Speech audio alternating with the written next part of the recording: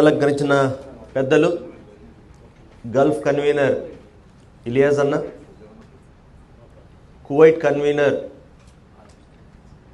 బాలెడ్ అన్న, సభాధ్యక్షులు మహేష్ అన్న, అట్లాగే వేదిక పైన ఉన్న కో కన్వీనర్లు, అడ్వైజర్లు, కోర్ కమిటీ మెంబర్లు అందరికీ కూడా నా హృదయపూర్వక నమస్కారాలు తెలియజేసుకుంటున్నా. మరీ ముఖ్యంగా ఈరోజు జగనన్న జన్మదినం సందర్భంగా ఒక పండుగలాగా, అంటే పండుగను ఎందుకంటున్నా అంటే ఇది ఏమాత్రం ఒక పొలిటికల్ మీటింగ్ లాగా అనిపించలేదు. చాలామంది ఫ్యామిలీస్తో వచ్చారు, మహిళలు వచ్చారు, పిల్లలు వచ్చారు. అంటే ఒక మన ఇంట్లో వాళ్ళది పిల్లలదో లేదా అన్నదో తమ్ముందో నాన్నదో బర్త్డే అయితే ఎట్లా సెలబ్రేట్ చేసుకుంటామో, ఈరోజు జగనన్న బర్త్డేని సెలబ్రేట్ చేసుకోవడానికి మీరంతా ఫ్యామిలీస్తో రావడమే నాకు చాలా ఆనందంగా ఉంది. దీన్ని బట్టి అర్థమవుతూ ఉంది మీరందరూ కూడా జగనన్నని మీ కుటుంబ సభ్యులాగా భావిస్తున్నారని.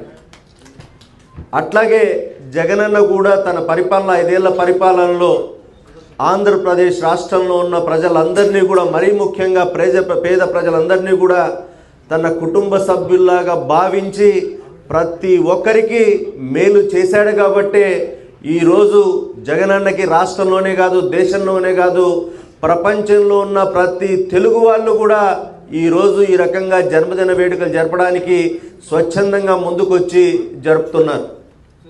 మరీ ముఖ్యంగా ఈ గల్ఫ్ కంట్రీ అయిన కువైట్లో నేను నిన్న మార్నింగ్ వచ్చాను. నిన్నటి నుంచి ఈ రోజు వరకు కూడా మరి కువైట్ కమిటీ సభ్యులందరూ కూడా ఇందాక చెప్పినట్టుగా మరి క్రిస్మస్, సంక్రాంతి పండుగ ఇప్పుడే వచ్చినట్టుగా 2 రోజులుగా ప్రతి ఒక్కరూ సంతోషంగా హ్యాపీగా జగనన్న కోసం, పార్టీ కోసం పని చేస్తూనే ఉన్నారు, నడుస్తూనే ఉన్నారు, తోడుగా ఉన్నారు. మరి నిన్న ఈవినింగ్ బ్లడ్ డొనేషన్ క్యాంప్ జరిగింది, మీకు అందరికీ తెలుసు. నిన్న నేను మీడియాకి చెప్పేసరికి అప్పటికే 67 మంది బ్లడ్ డొనేషన్ చేస్తున్నారు. మళ్ళీ కంప్లీట్ అయ్యేసరికి 85 మంది అని మళ్ళీ ఇందాక మన వాళ్ళు చెప్తున్నారు. నిజంగానే ఇంత దూరం వచ్చి మీరు, అంటే కొంతమంది ప్రొఫెషనల్స్ ఉన్నారు, కొంతమంది గవర్నమెంట్ ఉద్యోగాలు చేస్తున్నారు, కొంతమంది ప్రైవేట్ ఉద్యోగాలు అంటే ప్రైవేట్ సెక్యూరిటీలు చేస్తున్నారు, డ్రైవర్లుగా చేస్తున్నారు, హౌస్ మేడ్లుగా చేస్తున్నారు.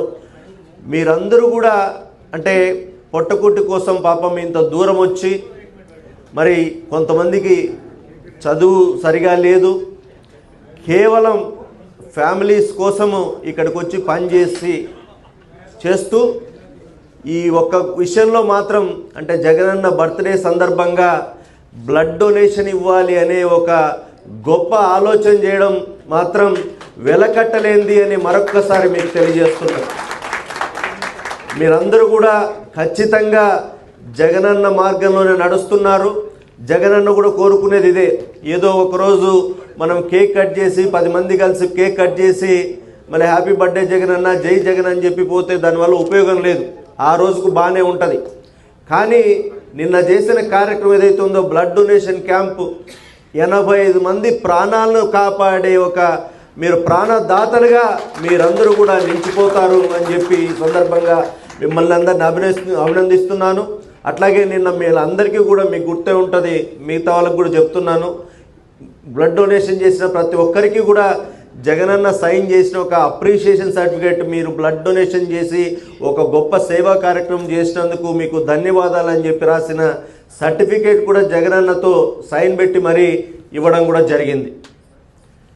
రెండో విషయం, మరి జగనన్నని ఈరోజు ఎందుకు ఇంతగా మనము మన ఇంటి వాళ్ళలాగా అనుకొని ఇంత స్వచ్ఛందంగా ముందుకొచ్చి సంతోషంగా ఆయన జన్మదిన వేడుకలను ఒక పండుగలాగా చేసుకుంటున్నామంటే దానికి కారణం ఇందాక చెప్పినట్టుగా జగనన్న ఏ రకంగా అయితే ఆంధ్ర రాష్ట్ర ప్రజలందరినీ తన కుటుంబ సభ్యుల్లాగా భావించాడో, ఆయన కూడా ప్రతి కుటుంబంలో ఒక వ్యక్తిలాగా భావించాడో, మరి మనం కూడా ఆయన్ని మన కుటుంబ వ్యక్తిలాగా భావించాం. కాబట్టి ఈ రకమైన వేడుకలు మనమందరం చేస్తున్నామనేది మరొకసారి గుర్తు చేస్తూ, మరి జగనన్న చేసిన కార్యక్రమాలు అంటే రాజకీయాల్లో ఎంతోమంది ముఖ్యమంత్రులు వచ్చారు పోయారు, రాజకీయాల్లో ఎంతోమంది నాయకులు వచ్చారు పోయారు.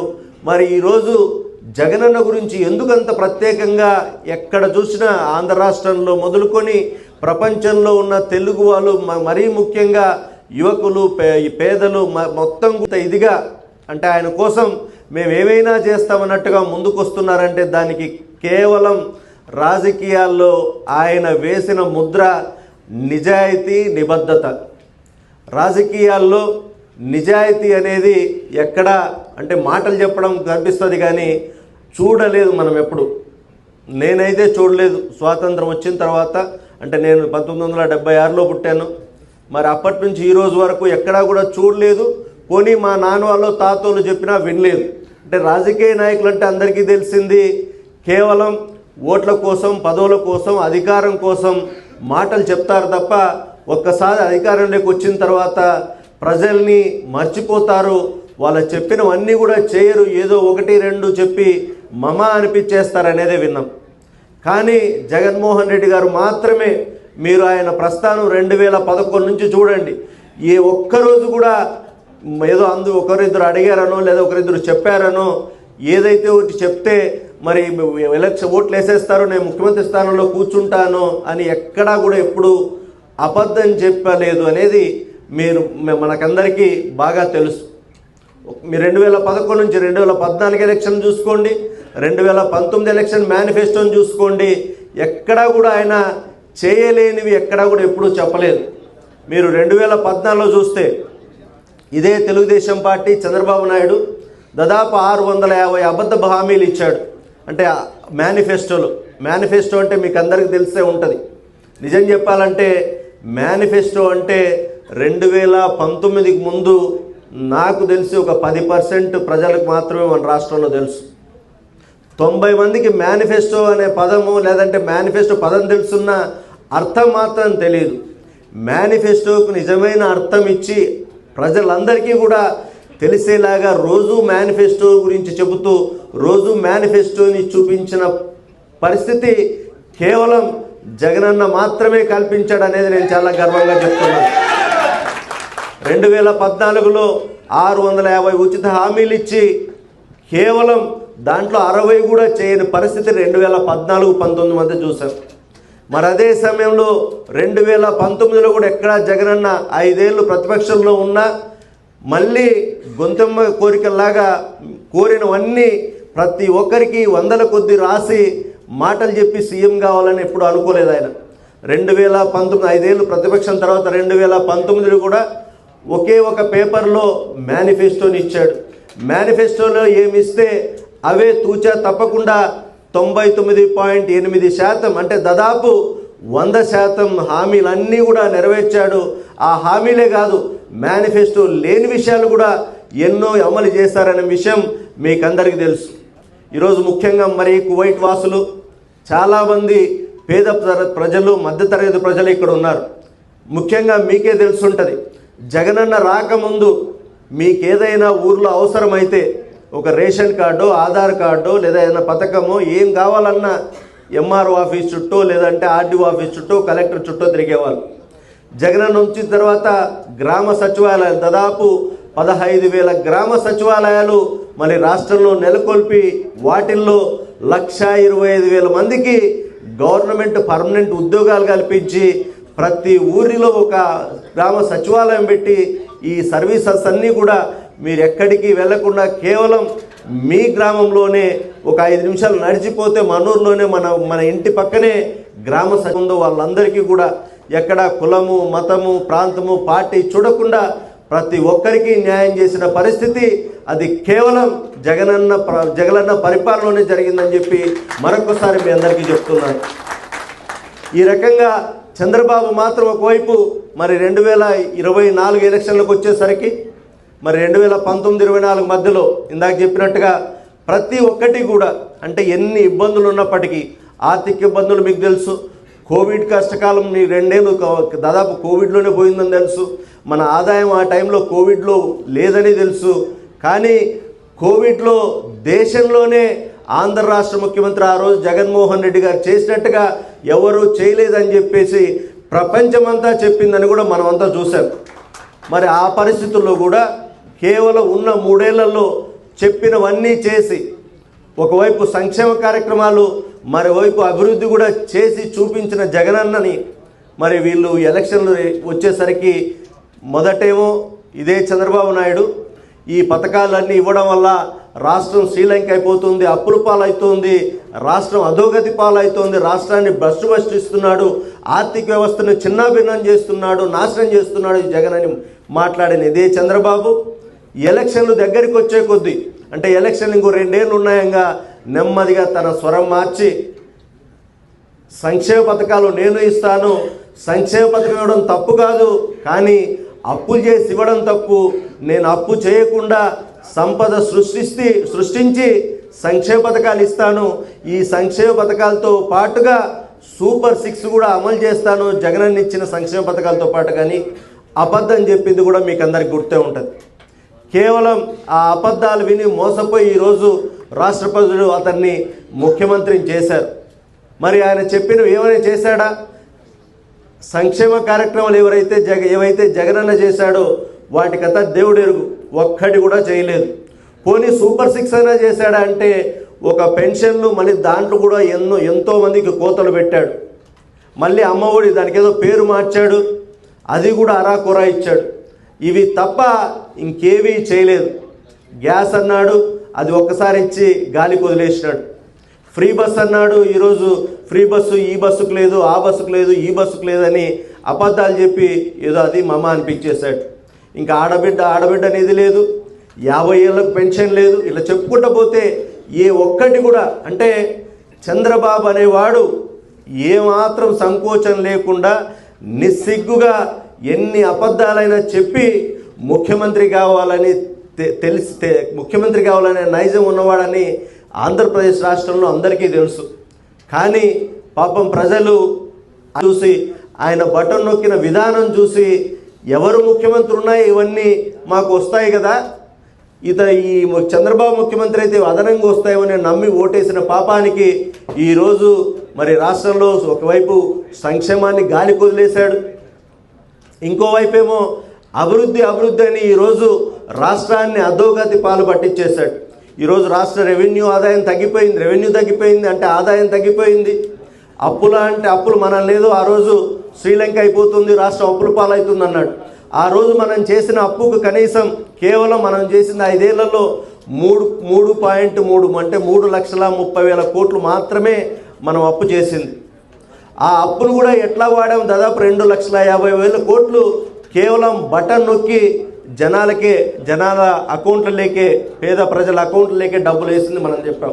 ప్రతి రూపాయికి మనం లెక్క చెప్పే పరిస్థితి ఈరోజు మనకుంది.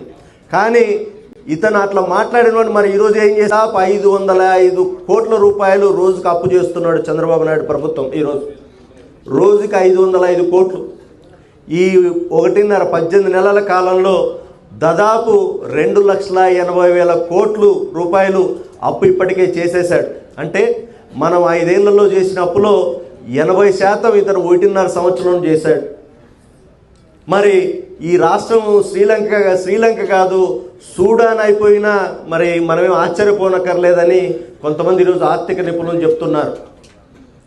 ఇంత ఘోరంగా పరిపాలన చేస్తూ ఇప్పటికి కూడా ఇంకా ఏం జరిగినా జగనన్న పైనే నెపం వేసుకుంటూ ఈ మధ్యకాలంలో మీరు చూసింటారు జగనన్న తన ప్రెస్ మీట్లో చాలా సుదీర్ఘంగా మన 5 ఏళ్ల పాలనలో మనం ఏం చేసాం, ఈ 1.5 సంవత్సరంలో వీళ్ళు చేసిన తప్పులేంటని చాలా అంటే డీటెయిల్డ్గా ప్రతిదానికి కూడా ఒక ప్రూఫ్తో ఆయన ప్రెస్ మీట్ పెడితే ఈ 1.5 సంవత్సరం కాలంలో మరి చంద్రబాబు ప్రభుత్వం కానీ లేదా జనసేన వాళ్ళు కానీ బీజేపీ వాళ్ళు కానీ ఈ కూటమి ప్రభుత్వం వాళ్ళు ఏ ఒక్కరు కూడా జగనన్న ప్రెస్ మీట్కి ఒక్క క్వశ్చన్ కూడా ఆన్సర్ చేయలేని పరిస్థితిని ఈరోజు చూస్తున్నాం. అభివృద్ధి సంక్షేమం రెండూ జరుగుతాయని నమ్మారు కాబట్టే ఈరోజు పేద ప్రజలే కాదు మధ్యతరగతి వాళ్ళు, ఉద్యోగస్తులు, చదువుకున్న వాళ్ళు అందరూ కూడా మాట్లాడుతున్నారు జగనన్న రావాలి, ఆయన చేసిన సంక్షేమం అభివృద్ధి ఆయనైతేనే రెండూ చేస్తాడు, ఈయన ఊరికే అభివృద్ధి అనే పదం వాడతాడు కానీ అభివృద్ధి చేయడు, సంక్షేమం చేయడం అనేది చాలా స్పష్టంగా అర్థమవుతా ఉంది. అసలు అభివృద్ధి అంటే ఏంటి? అభివృద్ధి అంటే ఊరికే రోజు అభివృద్ధి అభివృద్ధి అని చెప్తే అభివృద్ధా? ఓ పేపర్ మీద చూపిస్తే అభివృద్ధా? 15,000 సచివాలయాలు కట్టడం అభివృద్ధా? లేదా ఈరోజు 17 మెడికల్ కాలేజీలు, 10,000 ఆర్బీకేలు, 10,000 హెల్త్ క్లినిక్లు, 10 ఫిషింగ్ హార్బర్లు, 4 పోర్ట్లు, ఒక ఇంటర్నేషనల్ ఎయిర్పోర్టు, రోడ్లు, వీటిని అభివృద్ధి అంటారా? అట్లాగే దాదాపు 45,000 స్కూళ్ళల్లో నాడు నేడు, వీటిని అభివృద్ధి అంటారా? ఈరోజు కట్టిన మెడికల్ కాలేజీని ప్రైవేట్కి ఇవ్వడం అభివృద్ధి అంటారా? లేదు, అది కూడా మనం చాలా స్పష్టంగా చూస్తున్నాం. మరీ ముఖ్యంగా ఈ మధ్య కాలంలోనే మీరు చూస్తుంటారు మెడికల్ కాలేజీలు ఎంత దారుణమైన విషయము. ఈరోజు మెడికల్ కాలేజీలు 17 మెడికల్ కాలేజీలు చరిత్రలో ఎన్నడూ లేని విధంగా చంద్రబాబు పరిపాలనలో ఒక్క మెడికల్ కాలేజీ కూడా కట్టని పరిస్థితిలో కేవలం 5 ఏళ్ల పాలనలో జగనన్న మాత్రం ప్రతి పార్లమెంట్లో ఒక మెడికల్ కాలేజ్ ఉండాలని గొప్ప ఆలోచన చేసి 17 మెడికల్ కాలేజీలు శ్రీకారం చుడితే అందులో 5 ఆల్రెడీ స్టార్ట్ అయినాయి. ఇంకొక 7-8 వరకు దాదాపు రెడీ కూడా అయిపోవచ్చినాయి. ఈరోజు వీళ్ళని ప్రైవేట్ పరం చేస్తున్నారు. కేవలం ఇవి రన్ అయితే జగన్మోహన్ రెడ్డి గారి పేరు చరిత్రలో నిలిచిపోతుంది అనే ఒక భయము తప్ప వేరేదేమీ లేదు. ఇదే మెడికల్ కాలేజ్ ఉంటే పేద ప్రజలకు ఈరోజు మెడికల్ కాలేజీలో సీట్లే కాదు, సూపర్ స్పెషాలిటీ హాస్పిటల్స్ సేవలు కూడా దూరం అయిపోతున్నాయి. దానివల్ల అల్టిమేట్గా ఇబ్బంది పడేది పేద ప్రజలు అనేది జగనన్న పదే చెప్తున్నాడు. ఆ విషయంపై ఎంత దూరమైనా వెళ్తామని జగనన్న చెప్తూనే వస్తున్నాడు. అందులో భాగంగా మనము కొత్త మెడికల్ కాలేజ్ దగ్గర ర్యాలీలు చేశాం. అట్లాగే ఆర్డీఓలకి వినతి పత్రాలు ఇచ్చాం. నెక్స్ట్ లెవెల్లో ప్రతి గ్రామం నుంచి స్వచ్ఛందంగా సంతకాలు సేకరించి 1 కోటి సంతకాల పైన సేకరించి వాటిని ఈ మధ్యనే జగనన్న గవర్నర్ గారికి ఇవ్వడం చూసాం. మరి అదే రోజు జగనన్న చాలా స్పష్టంగా చెప్పారు, ఈ ఉద్యమం ఇంతటితో ఆగిపోదు, ఖచ్చితంగా గవర్నమెంట్ ఆ ప్రైవేట్కి ఇచ్చే డెసిషన్ వెనక్కి తీసుకునేంత వరకు కూడా ఈ ఉద్యమం ఆగదు, కేసులు వేస్తాం, కోర్టులో పోరాడతాం, పొరపాటున కూడా ఎవరైనా ముందుకు వస్తే వాళ్ళు మన ప్రభుత్వం వచ్చిన 2 నెలల్లోపే జైలుకు కూడా పంపిస్తాం వాళ్ళని గట్టి వారిని కూడా ఇవ్వడం జరిగింది. అభివృద్ధి వైపు ఆయన ఆలోచన ఏంటి? అసలైన విజనరీ ఎవరు? ఊరికే విజన్ 2040 విజన్ 2047 అని మనం బతుకుతామో లేదో తెలియని దానికి కూడా ఏదో ఆయన అది చేస్తాం ఇది చేస్తాను బుక్ మీద రాస్తే దాన్ని విజన్ అనరు. విజన్ అంటే ఈరోజు చదివే పిల్లాడు రేపు పొద్దున చదువు అయిన తర్వాత ఉద్యోగం తెచ్చుకుంటాడా లేదా, దానికి ఏం కావాలి? మరి అంత ఆలోచన చేశాడు కాబట్టి జగనన్న మరి గవర్నమెంట్ స్కూల్స్లో ఇంగ్లీష్ మీడియం మొదలుపెట్టాడు. ఎప్పుడైనా ఆలోచన చేశారు? అసలు ఊహించినాం మనం ఎవరైనా ప్రతి గవర్నమెంట్ స్కూల్లో ఇంగ్లీష్ మీడియం వస్తుందని ఎవరైనా కలగన్నామా? లేదు. కేవలం ఆయన గొప్ప ఆలోచన, ఆయన గొప్ప విజన్ వల్లనే అది సాధ్యమైందనేది ఈ సందర్భంగా మరొకసారి మీకు గుర్తు చేస్తున్నాను. ఈరోజు ఇంగ్లీష్ మీడియమే కాదు, ఆ స్కూళ్ళలో నాడు నేడు కార్యక్రమం కావచ్చు, మధ్యాహ్న భోజనం కాదు, ఇంకా ఎంతమంది వచ్చినా సరే అందరికీ దిమ్మ తిరిగేలాగా మనం సమాధానం చెప్పాలా, జగనన్నను ముఖ్యమంత్రి సీట్లో కూర్చోబెట్టాలా. ఈసారి మాత్రం చంద్రబాబు గారు కాదు కదా, వాళ్ళకి సంబంధించిన కూటమి లేదా వాళ్ళ కొడుకు మనవడు అంతా ఏకమై మళ్ళీ వచ్చినా కూడా కనీసం ఇంకో 20 ఏళ్ళు జగన్మోహన్ రెడ్డిని కదపలేరు అని మాత్రం స్పష్టంగా నేను చెప్పగలుగుతాను. నేనేదో ఈరోజు మీటింగ్ అదని మాట చెప్పడంలే, ఎందుకంటే మీరే ఆలోచన చేయండి. 2014లో చంద్రబాబుకు ఓటేసి మోసపోయారు జనాలు. అప్పటికే తెలుసు ఇతను కేవలం ఎలక్షన్లో గెలవడానికే మాటలు చెప్తాడు, కూర్చున్న తర్వాత జనాల్ని గాలి వదిలేస్తాడని మనం చూసాం. మళ్ళీ 2024లో సరే ఏవైనా ఒక అవకాశం ఇస్తాము, మళ్ళీ చూద్దాం, ఏవో చెప్తున్నాడు చేస్తాడేమో అని మళ్ళీ 2వ అవకాశం కూడా ఆయనకి ఇచ్చారు ప్రజలు. మరి రెండవసారి కూడా 1.5 సంవత్సరం అయింది. కనీసం 6 నెలలకే జనాల్లో అప్పుడే ఎందుకు మనం ఈయనకు ఓటేసామా అనే డిస్కషన్ చర్చ మొదలయ్యే పరిస్థితి మన రాష్ట్రంలో మనం చూసాం. కాబట్టి ఖచ్చితంగా ఇది జనాలు ఎట్టి పరిస్థితుల్లో అతన్ని నమ్మరు, అతనికి కానీ అతనికి సంబంధించిన వాళ్ళు ఎవరిని నమ్మరు. కేవలం జగన్మోహన్ రెడ్డి గారు మాత్రమే చెప్పింది చేస్తారు, చేయగలిగిందే చెప్తారనేది అందరికీ నమ్మకం ఉంది. కాబట్టి ఖచ్చితంగా ఇంకో 20 ఏళ్ళు ఆయన ముఖ్యమంత్రి స్థానం నుంచి ఎవరు కదపలేరని కూడా మీకందరికీ తెలియజేస్తూ, మరి ఆయన ముఖ్యమంత్రిని చేసే భాగంలో మీరందరూ కూడా, మీరు ఎన్ఆర్ఐలు ముఖ్యంగా ఈరోజు కువైట్లో ఉన్న వాళ్ళు మీకు అందరికీ తెలుసు, జగనన్న పేద ప్రజల కోసం ఎట్లా చేస్తాడనేది మీకు తెలుసు. మరి మీకు సంబంధించిన మరి కోవిడ్ టైంలో కూడా మీకందరికీ మరి మా ఎన్ఆర్ఐ విభాగం కావచ్చు, జగనన్న ప్రభుత్వంలో ఎట్లా హెల్ప్ చేశారో సపోర్ట్ చేశారో కూడా మీకు అందరికీ గుర్తే ఉంటుంది. మరి మీ పిల్లల చదువు విషయంలో కూడా రేపు పొద్దున జగనన్న వస్తేనే మీ పిల్లలకు మంచి చదువులు వస్తాయనేది మీరు గుర్తుపెట్టుకోండి. కాబట్టి మనమంతా కూడా చేయాల్సిందల్లా కేవలం ఎవరు ఎక్కడ జగనన్న పరిపాలన గురించి తప్పుగా మాట్లాడితే మన దగ్గర ఉన్న విషయాల్ని చెబుతూ అది తప్పు, ఇది జగనన్న ఇది చేశాడు, మీ చంద్రబాబు నాయుడు లేదా పవన్ కళ్యాణ్ ఇవన్నీ తప్పొచ్చి మీరు కూడా మరి మా ప్రజల్లో ఆ ప్రచారంలో కూడా పాల్గొని వీలైనంత వరకు మీ ఇబ్బంది లేకుండా మీరందరూ కలిసి వచ్చి పనిచేస్తారని, సోషల్ మీడియాలో కూడా మీ వంతు కృషి చేస్తారని మీ అందరినీ కోరుకుంటూ, ఆల్రెడీ మీరు చాలా కాంట్రిబ్యూట్ చేస్తున్నారు. ఇప్పటికే చెప్పాను కదా, ఈ 2 రోజుల్లోనే అర్థమవుతూ ఉంది. వైఎస్ఆర్సీపీ గల్ఫ్ కమిటీ కావచ్చు, కువైట్ కమిటీ కావచ్చు, ఎంత నిబద్ధతతో నిజాయితీతో జగనన్న కోసం పార్టీ కోసం పనిచేస్తున్నారనేది నాకు బాగా తెలుసు. మీ కష్టం వృధా కాదు. మళ్ళీ జగనన్న 2029లో ముఖ్యమంత్రి అవుతాడు. మీరు కష్టపడిన వాళ్ళందరికీ కూడా మంచి గుర్తింపును ఉంటుంది.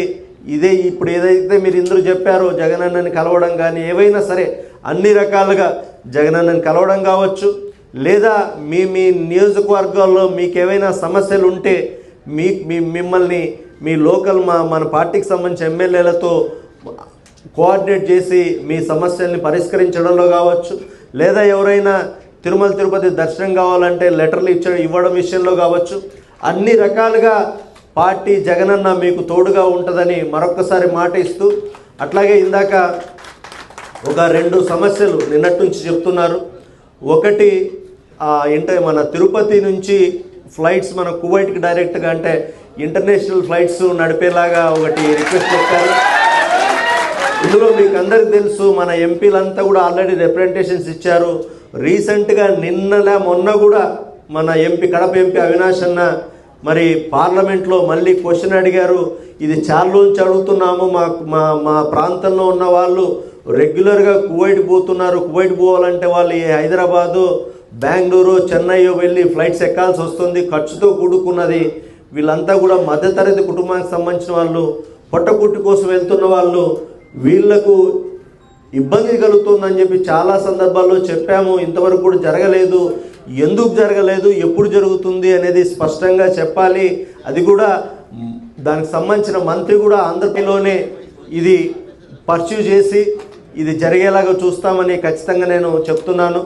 అట్లాగే రెండవది, మెడికల్ చెకప్ సెంటర్ కూడా మన రాష్ట్రంలో లేదు. దానికి ప్రతిసారి మీరు ఇతర రాష్ట్రాలకు వెళ్ళాల్సి వస్తుంది. అది కూడా ఖర్చుతో కూడుకున్నది.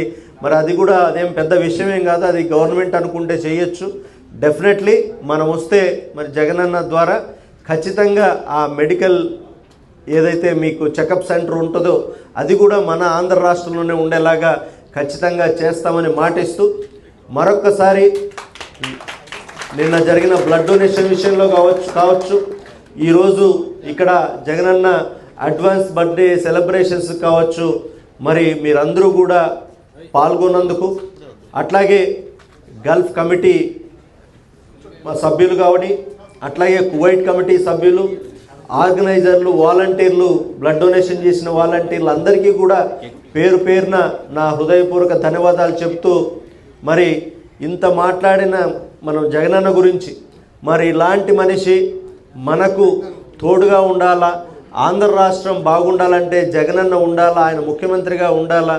మరి ఆయన జన్మదిన సందర్భంగా ఆయన నిండు నూరేళ్ళు ఆయురారోగ్యాలతో ఉండాలని, మన రాష్ట్రాన్ని ఆయన శక్తి ఉన్నంత వరకు ఆయన పరిపాలించి మనందరికీ మంచి చేయాలని, మన ఆంధ్రప్రదేశ్ను ప్రపంచ పటంలో ఒక గొప్ప రాష్ట్రంగా చేయాలని కోరుకుంటూ, ఆ శక్తిని ఆ దేవుడు ఇవ్వాలని మరొక్కసారి ఆయన జన్మదినం సందర్భంగా కోరుకుంటూ సెలవు తీసుకుంటున్నాను. జై జగన్, జోహార్ వైఎస్ఆర్.